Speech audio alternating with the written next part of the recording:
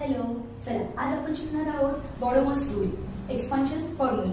Expansion फॉर्म्युलामध्ये आपण बघणार आहोत bracket of division, multiplication, addition, subtraction. याच्यामध्ये फर्स्ट आपण सॉल्व करताना ब्रॅकेट घेणार, मग नंतर पहिले ब्रॅकेटमध्ये जर डिव्हिजन असेल तर डिव्हिजन सॉल्व करणार, नंतर मल्टिप्लिकेशन, नंतर ॲडिशन, नंतर subtraction.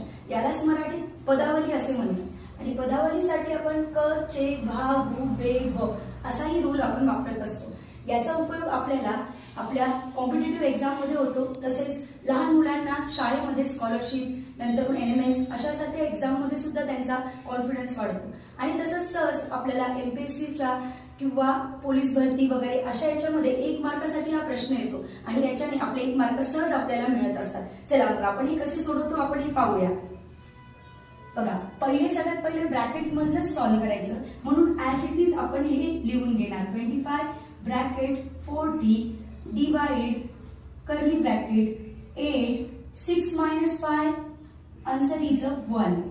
Then curly bracket completed. Next स्टेपला 25 मायनस 40 कर्ली ब्रॅकेट ओपन होणार, 8 1 जा 8, देन क्लोज ब्रॅकेट. 8 5 जा 8 ने 40 ला डिवाइड करणार, 8 5 जा 40, then 5 and 25 minus 5 is equal to 20. then answer is 20. आपण हे सहज पद्धतीने बॉडोमसचा रूल वापरून आपण हे सोडवू शकतो. तसंच आपण अजून एक नेक्स्ट एक्झाम्पल बघूया. बघा, आता इथे 2 ब्रॅकेट दिले आहे आणि डिव्हिजन दिले. Always first we have to use a BODMAS rule.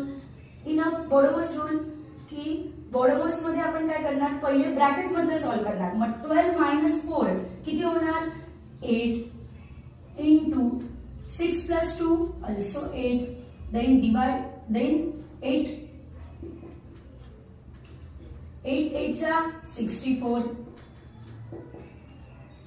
64 साठी आपण काय करणार, पहिले डिवाइड करून देणार. आता या पद्धतीने आपण डिवाइड करण्यासाठी काय करणार, 64 ला आपण 4 ने डिवाइड करणार. मग 4 1 जा 4 2, then carry 4 6 जा 24. Answer is 16. अशा पद्धतीने आपण सहज पद्धतीने आपण बॉडोमसचा वापर करून आपण ह्या एक्सपान्शन फॉर्म्युला आपण सोडवू शकतो.